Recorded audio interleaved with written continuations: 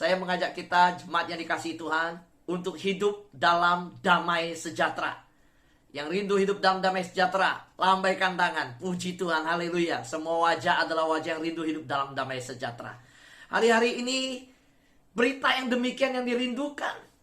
Ketika tidak ada damai di sana sini, tidak ada obat di sana sini, tidak ada tabung oksigen, tidak ada tempat di rumah sakit, tetapi tetap ada damai sejahtera yang melampaui segala akal, yang memelihara hati dan pikiran anak-anak Tuhan. Tetapi kita mau tahu, apa rahasia hidup dalam damai sejahtera yang begitu banyak diajarkan dalam firman Tuhan. Saya ajak kita bersama-sama untuk melihat firman Tuhan yang berbicara tentang sebab itu kita yang dibenarkan karena iman, kita hidup dalam damai sejahtera dengan Allah oleh karena Tuhan kita, Yesus Kristus. Roma pasal 5 ayat 1 begitu indah mengungkapkan bahwa kita yang dibenarkan karena iman, kita hidup dalam damai sejahtera dengan Allah. Oleh siapa? Oleh Yesus Kristus Tuhan kita. Di dalam Roma ini Paulus mengungkapkan dengan jelas, Yesus Kristus Tuhan kita. Dan oleh karena perdamaian Dia, oleh karena karya Dia di atas kayu salib, dan kita beriman kepada karya Dia di kayu salib, kita beroleh damai sejahtera. Jadi jelas bahwa pembenaran dan pendamaian tidak dapat dipisahkan. Ketika Yesus naik ke atas kayu salib, Dia yang tidak berdosa mati di sana, memberikan pembenaran kepada kita. Pembenaran yang kita terima itu menghasilkan pendamaian. Jadi pembenaran dan pendamaian itu adalah satu paket yang disediakan di dalam karya Yesus di atas kayu salib. Asalkan kita percaya pada karya Yesus di kayu salib. Asalkan kita terima karya Yesus di kayu salib. Kalau kita percaya Yesus adalah Tuhan dan Juru Selamat, maka kita dibenarkan, kita didamaikan dengan Bapa di surga. Hari ini kita harus sungguh-sungguh menyadari bahwa Kristus Yesus yang telah diserahkan karena pelanggaran kita dan dibangkitkan karena pembenaran kita juga, itu adalah satu-satunya jalan perdamaian kita. Saudaraku yang terkasih dalam Tuhan, saya mengajak kita untuk sungguh-sungguh menyadari bahwa karya Yesus ini, yang dimana di dalam karyanya yang sempurna, di atas kayu salib, telah menyelesaikan seluruh pelanggaran dan telah membangkitkan kita dari kematian rohani. Kita setiap dalam kehidupan kita yang lama sudah mati. Karena kita mati terputus ya, kematian rohani. Kematian itu ada 3. Kematian jasmani, yaitu roh dan tubuh terpisah. Kematian jasmani, roh dan tubuh berpisah. Itu kita tahu kematian yang sekarang ini terjadi, yang kita dengar mati, meninggal, angkanya berapa. Yaitu tubuh dan roh berpisah, kematian jasmani. Kematian yang kedua, kematian rohani, yaitu roh kita dengan Allah. Selama kita hidup di dunia, kita tidak memiliki relasi dengan Allah. Itu kematian rohani. Kematian ketiga, kematian kekal, yaitu ketika kita mengalami kematian jasmani, yaitu roh dan tubuh kita terpisah, ya, kematian jasmani kita alami. Lalu setelah kematian itu, kita mengalami penghukuman yang kekal. Kita selama-lamanya terpisah dengan Allah. Kita dibuang ke neraka. Kita dibuang di tempat yang dikatakan terdapat kertak dan gigi, di mana kita dihukum selama-lamanya. Di sana terjadi tangisan dan teriakan. Terpisah selama-lamanya dengan Allah, itu kematian kekal. Jadi hari ini ingat, ada kematian jasmani, ada kematian rohani, ada kematian kekal. Jangan sampai alami kematian kekal. Kalau kematian rohani, kita segera perbaiki selama masih hidup di dunia. Kalau kita tahu bahwa kematian rohani berarti tidak punya relasi dengan Allah, kita punya kesempatan perbaiki. Karena kita masih hidup. Selama masih hidup, Tapi kalau kita sudah meninggalkan tubuh ini, tidak ada lagi kesempatan memperbaiki yang namanya kematian rohani. Karena saat itu kita akan diadili dan kita akan menerima penghukuman kekal. Dan kalau penghukuman kekal terpisah dengan Allah selama-lamanya, itulah kematian kekal selama-lamanya. Sahabatku yang terkasih dalam Tuhan, saudara yang terkasih dalam Tuhan, kita tahu bahwa ketika di dalam firman Tuhan, Roma pasal 5 ayat 1 berkata, sebab itu kita yang dibenarkan karena iman. Apa artinya dibenarkan? Kita yang dibenarkan. Inilah yang diungkapkan. Dibenarkan yaitu Yesus yang telah diserahkan karena pelanggaran kita dan dibangkitkan karena pembenaran kita. Kita yang dibenarkan karena siapa? Karena Yesus. Dibenarkan oleh siapa? Oleh Yesus. Melalui sebuah cara, yaitu dia diserahkan, dia disalib, dia menanggung seluruh hukuman dosa karena pelanggaran kita. Kita yang bersalah, dia yang dihukum. Kita yang berdosa, dia yang tanggung. Kita yang memberontak, dia yang disalahkan. Kita yang adalah pemberontak, dia yang adalah anak. Kita dijadikan anak Yesus yang justru ditinggalkan oleh Bapa ketika menanggung dosa. Jadi inilah pertukaran salib yang begitu indah. Kita yang adalah budak diangkat jadi anak. Kita yang musuh Allah diangkat jadi sahabat. Dia yang adalah anak dijadikan berdosa di atas kayu salib. Menghisap seluruh dosa umat manusia. Menanggung seluruh dosa umat manusia. Dia yang adalah anak Allah ditolak. Bapa memalingkan wajahnya. Dan Yesus berteriak, Eli, Eli, lama sabachthani. Allahku, Allahku, mengapa engkau meninggalkan aku? Harusnya kita yang ditinggal. Harusnya kita yang terpisah dengan Allah.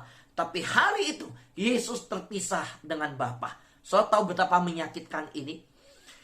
Yesus, dari kekal sampai kekal, tidak pernah terpisah dengan Bapa di dalam kekekalan. Ingat, sejak di dalam kekekalan. Saya mau tanya, siapa yang tahu kekekalan itu berapa lama?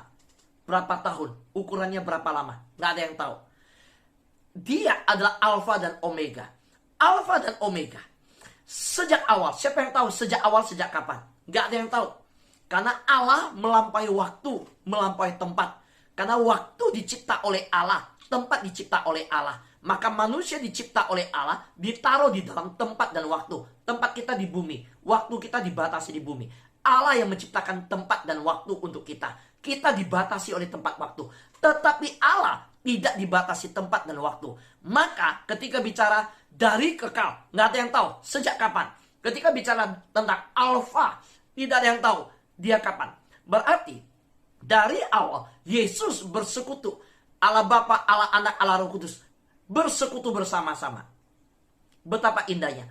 Tetapi Allah Bapa, Anak, dan Roh Kudus ini dalam sejarah persekutuan sempat di mana Allah Anak dan Allah Bapa terputus. Kapan terputus? Waktu Allah Anak di dunia. Waktu kapan? Waktu di kayu salib.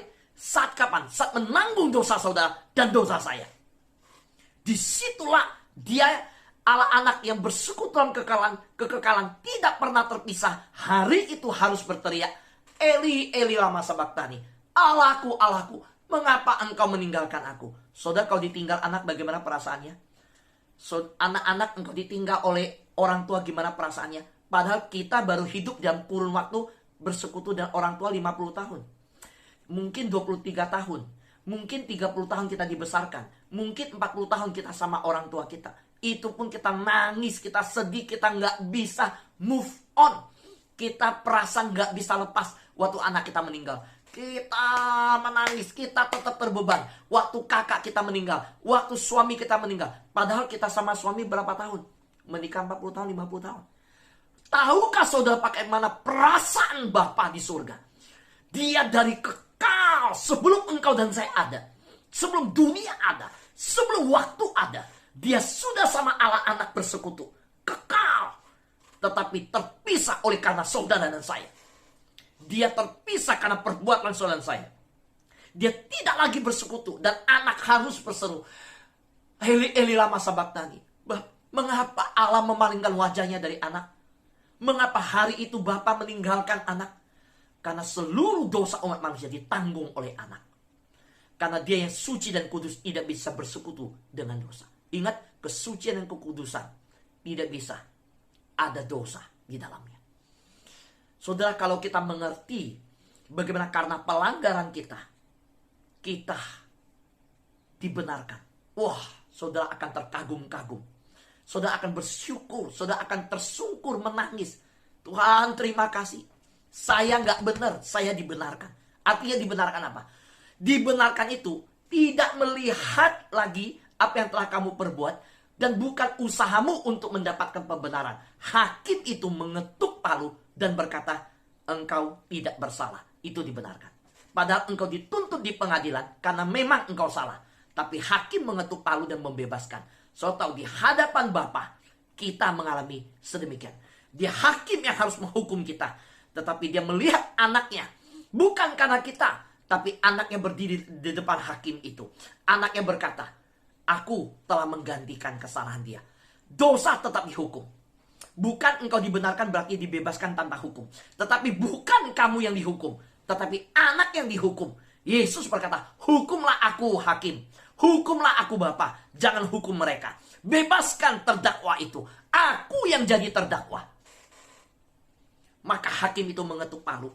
Oke, engkau bebas, hai orang berdosa.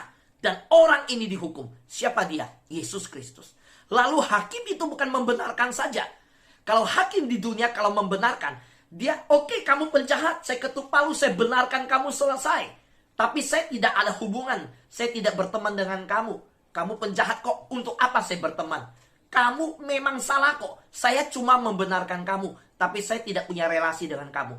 Tetapi Bapa di surga membenarkan kita melalui anaknya, Yesus yang mati bagi kita. Bukan hanya membenarkan, setelah membenarkan, dia membangun relasi dengan kita. Beda dengan hakim di dunia.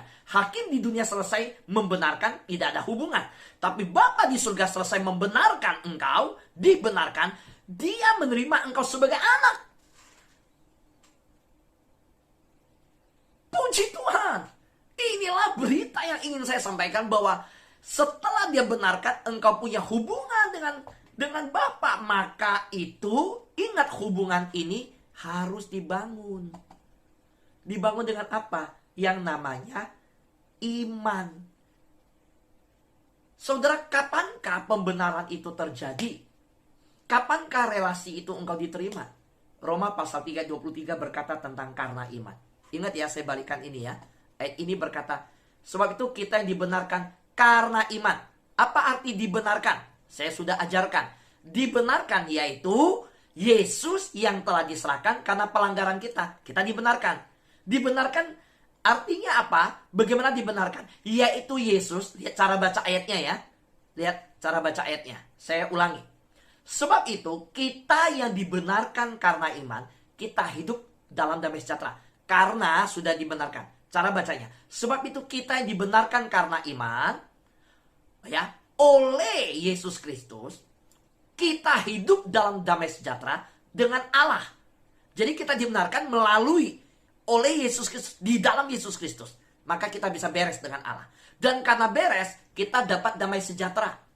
Nah, kita yang dibenarkan, lanjut baca, yaitu Yesus yang telah diserahkan karena pelanggaran kita. Jadi kita dibenarkan karena Yesus yang diserahkan oleh sebab pelanggaran kita.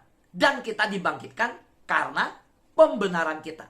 Sekarang, kita yang dibenarkan, sudah kita bahas. Karena iman. Nah, lihat ini. Karena iman apa? Karena kami yakin bahwa manusia yang dibenarkan karena iman. Dan bukan karena ia melakukan hukum Taurat. Ingat ini.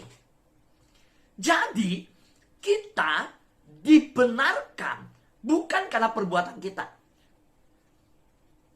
Ingat, kita dibenarkan karena beriman pada salib. Beriman pada kematian Yesus.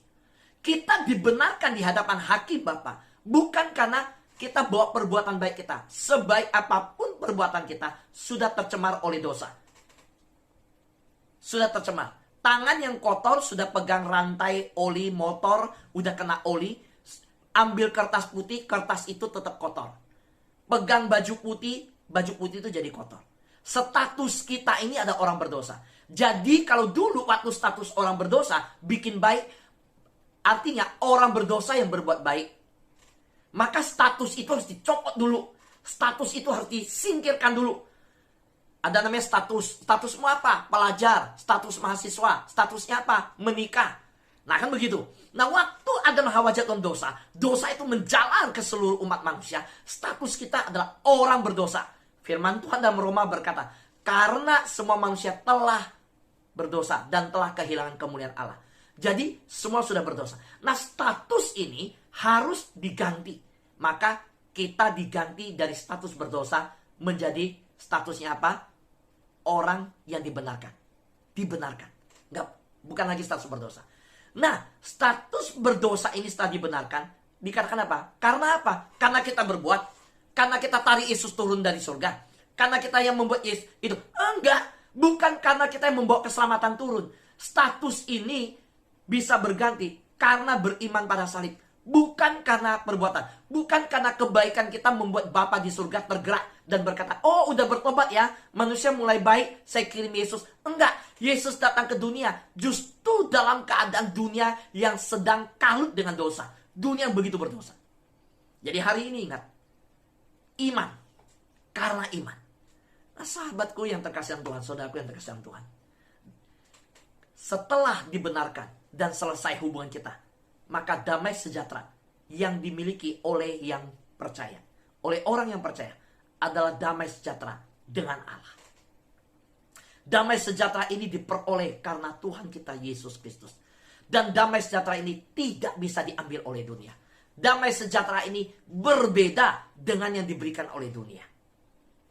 Kalau kita punya damai sejahtera yang dari dunia, bukan karena didamaikan dengan Allah, itu akan hilang. Kenapa? Dosa itu terus mengusik. Dosa itu mengkorek. Dosa itu disimpan. Kalau ada dosa, tidak ada damai sejahtera. Tapi karena telah diselesaikan dengan Yesus, maka walaupun nggak ada uang di dunia, uang pas-pasan, hidup sederhana, makan apa adanya, walaupun kita dengan strata status yang biasa, ataukah kita menjadi pemimpin, atau kita menjadi status, apapun keadaan kita, kalau dosa sudah dibereskan, kita ada damai sejahtera. Maka hari ini saya menyampaikan hidup dalam damai sejahtera. Rahasianya adalah, kuncinya adalah di dalam karya Yesus Kristus yang kita imani. Sahabat doa yang terkasih dalam Tuhan, kembali kita melihat ketika Lukas pasal 2:14 berkata, lihat ya apa yang disampaikan dalam Lukas ketika bicara tentang damai sejahtera. Jadi saya sudah berbicara tentang dibenarkan, bicara tentang karena iman, sekarang bicara tentang damai sejahtera. Lihat, kemuliaan bagi Allah di tempat yang maha tinggi, dan damai sejahtera di bumi di antara manusia yang berkenan kepadanya. Jadi damai sejahtera itu dibawa, kalau kita lihat berita ini, berita dari malaikat, dibawa dari surga, diberikan oleh Bapa, diberitahukan oleh malaikat. Damai itu tersedia melalui bayi yang lahir di Bethlehem itu. Damai itu diberikan ketika bayi yang lahir itu di tengah-tengah dunia yang berdosa, disiapkanlah bayi itu untuk datang ke dunia menjalani satu kehidupan yang dengan tujuan mati di atas kayu salib. Damai sejahtera itu ada di antara manusia, hadir ketika bayi itu datang. Nah pertanyaannya adalah, apakah kita menerima bayi itu? Apakah kita menerima dia yang lahir di Bethlehem dan yang mati di Golgota itu sebagai juru selamat dan Tuhan? Hari ini, berita Injil yang murni ini, saya mau tawarkan kembali, saya mau beritakan lagi. Karena ada banyak berita Injil yang sudah menyeleweng. Hari ini, saya mau kembali mendudukkan bahwa salib itu, Yesus Kristus itu, adalah sumber dari damai sejahtera. Tanpa berhubungan dengan Yesus, tanpa beriman kepada Yesus, tidak ada damai sejahtera. Kita yang mengikuti lewat Zoom, yang lewat YouTube, dengarkan berita Injil ini. Bahwa damai sejahtera itu telah diberikan Allah di muka bumi. Tetapi dengan catatan, yang berkenan kepada Allah. Siapa yang berkenan? Berkenan? Yang beriman. Karena Alkitab berkata, jika dia datang kedua kalinya, adakah dia mendapati iman di bumi ini?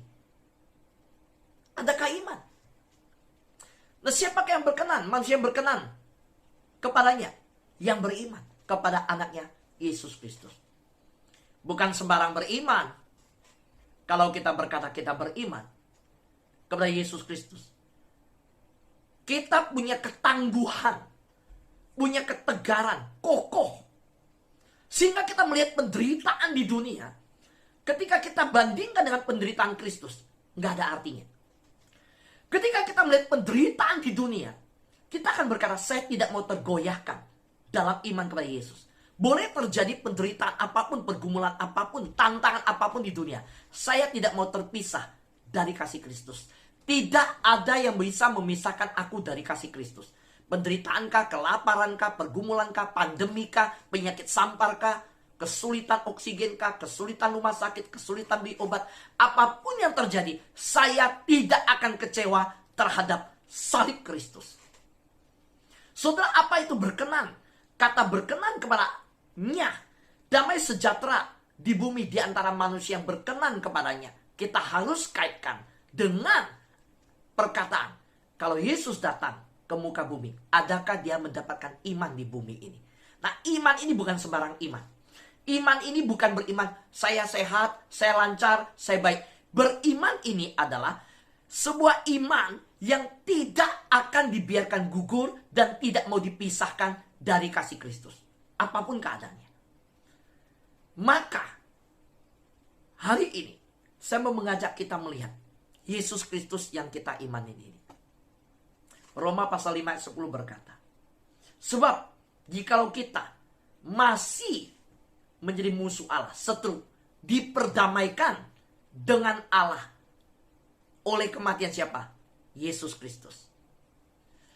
Lebih-lebih kita yang sekarang telah diperdamaikan dengan Allah, pasti akan diselamatkan oleh hidup anaknya, Yesus Kristus. Inilah Yesus yang kita percaya. Kalau dia sampai menyerahkan nyawanya untuk kita, apa sih yang dia tidak akan berikan untuk kita? Jadi ingat, yang kita cari bukan sesuatu yang di luar Yesus. Dapatkan Yesus, kita dapatkan yang lain. Tapi kalau kita cari berkat-berkat, cari yang di luar Yesus dulu, cari segala sesuatu yang bukan intinya, kita nggak dapat. Siapa yang terkesan Tuhan? Lihat, lihat nih posisinya. Ketika kita masih musuh, lihat ya, kita masih musuh. Kita didamaikan dengan Allah. Lagi musuh. Ingat ya, saya katakan, dia memberikan anaknya yang tunggal untuk kita. Bukan kita lagi baik. Bukan. Posisi kita masih musuh. Dia pun rela, Bapa rela memberikan anaknya.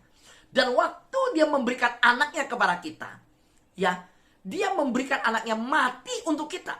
Diperdamaikan dengan Allah oleh Yesus anaknya. Ya, kematian anaknya. Lebih-lebih kita yang sekarang sudah didamaikan. Lagi musuh aja didamaikan. Apalagi sekarang anak. Jadi kalau anak berarti ahli waris. Kalau ahli waris, apa sih yang kita bingungkan, kita pusingkan?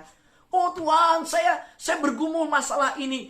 Ya saudara, kita ada pergumulan di dunia, kita berteriak, kita bersedih. Tapi jangan lupa, ingat, kalau anaknya saja dia berikan mati bagi saya lagi menjadi musuh Allah. Dia rela mati bagi saya. Sekarang saya jadi anaknya. Apa sih yang Yesus tidak rela berikan bagi hidupku? Saudara bergumul masalah kontrakan?